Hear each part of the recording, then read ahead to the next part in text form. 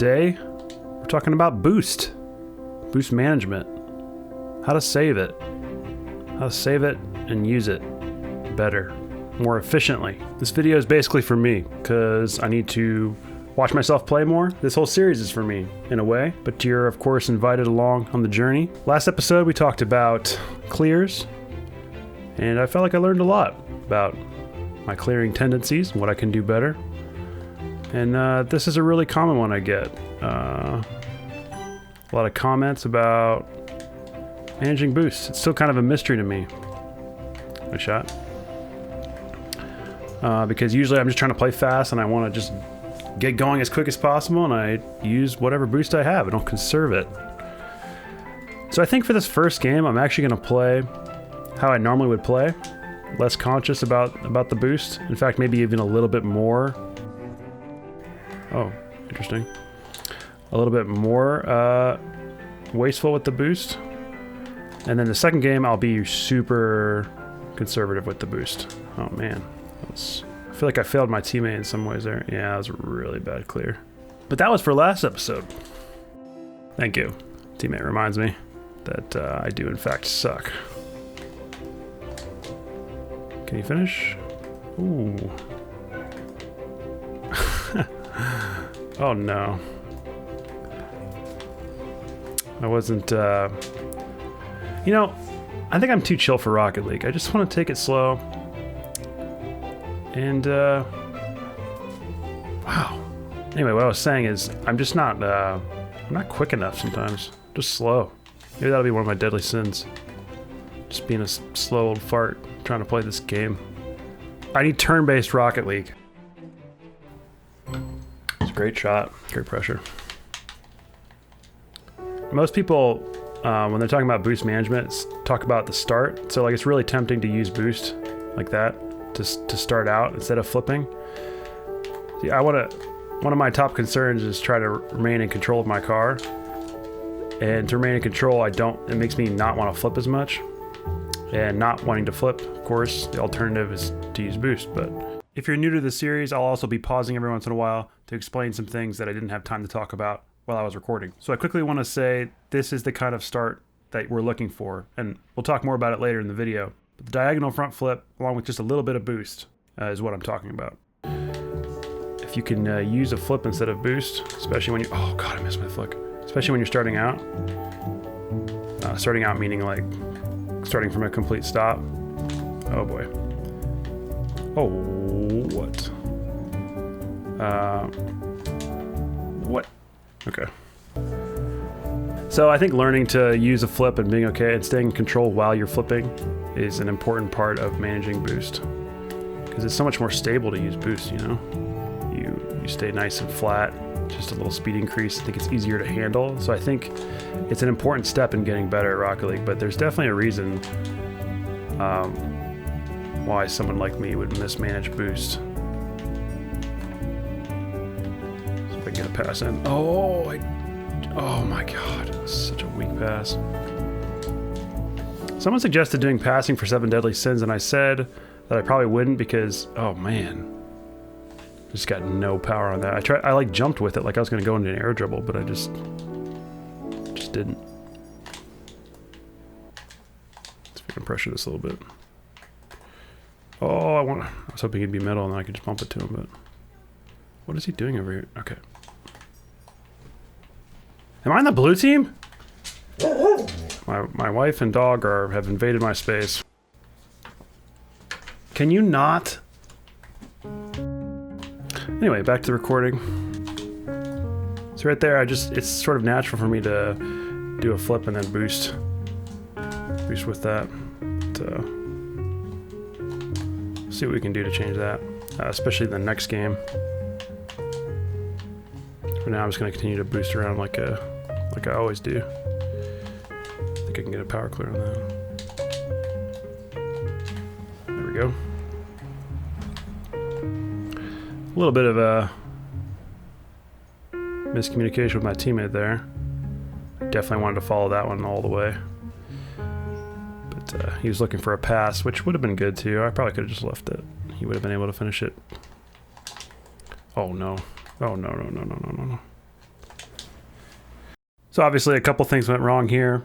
The first is that I saw right here that my teammate was in pretty good position and really just assumed he was going to at least keep the ball around midfield. And he should have been able to. But the problem is, why am I turning my back and going to get full boost when I have 57, which is more than enough to support or attack? And then obviously I also missed the boost. So 2 mistakes in a row cost a goal. This is a tense game.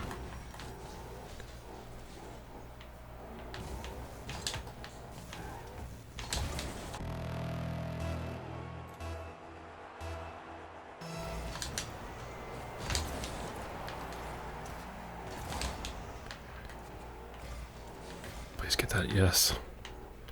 See if he can hit me. Close. Ooh. Actually kind of popped out for me. That's unfortunate.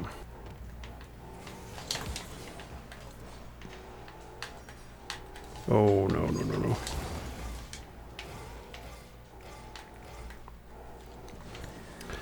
So I think a big part about boost management is also the timing of your power slide and coming out of a power slide. I don't think I've ever done any like tip or tutorial on that, but it's kind of an important thing.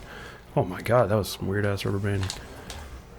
So I should probably mention it at some point, but it's a good skill to have that not a lot of people talk about, is being able to know precisely time your power slide, specifically when to come out of it and start using boost. Oh boy.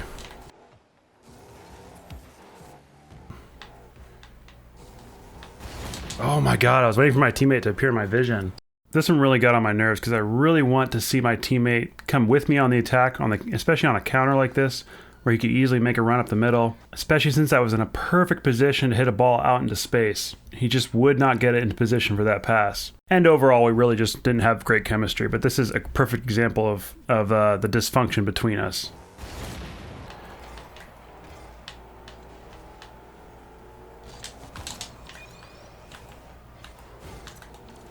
Oh no. Why is my teammate over here?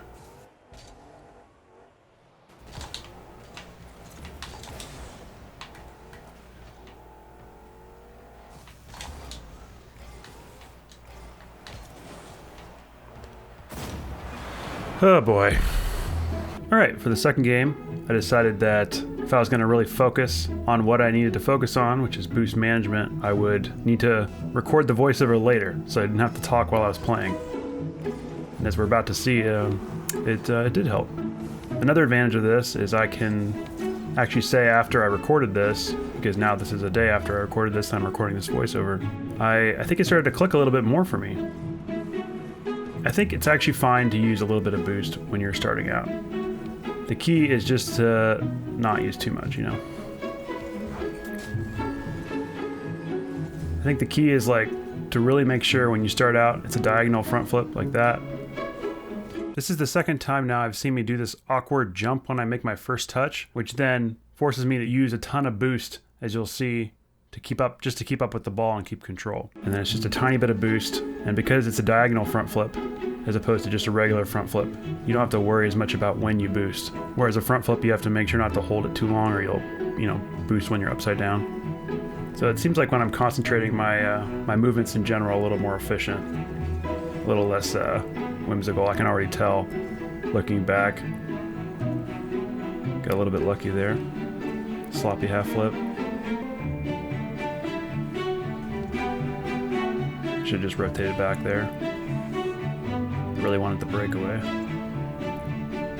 Not a good situation to be in, both you and your teammate up in the air. Again, got kind of lucky.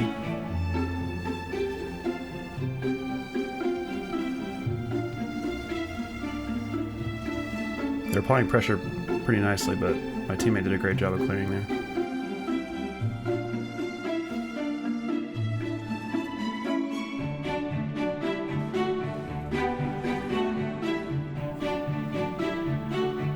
I really have no idea how that happened.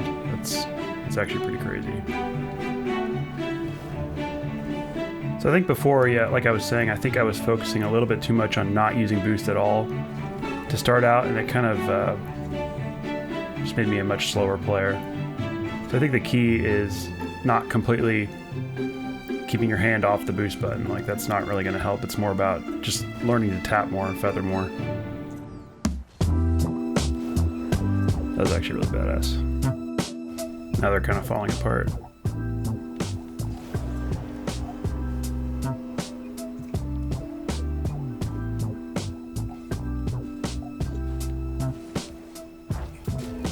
Sloppy defense there.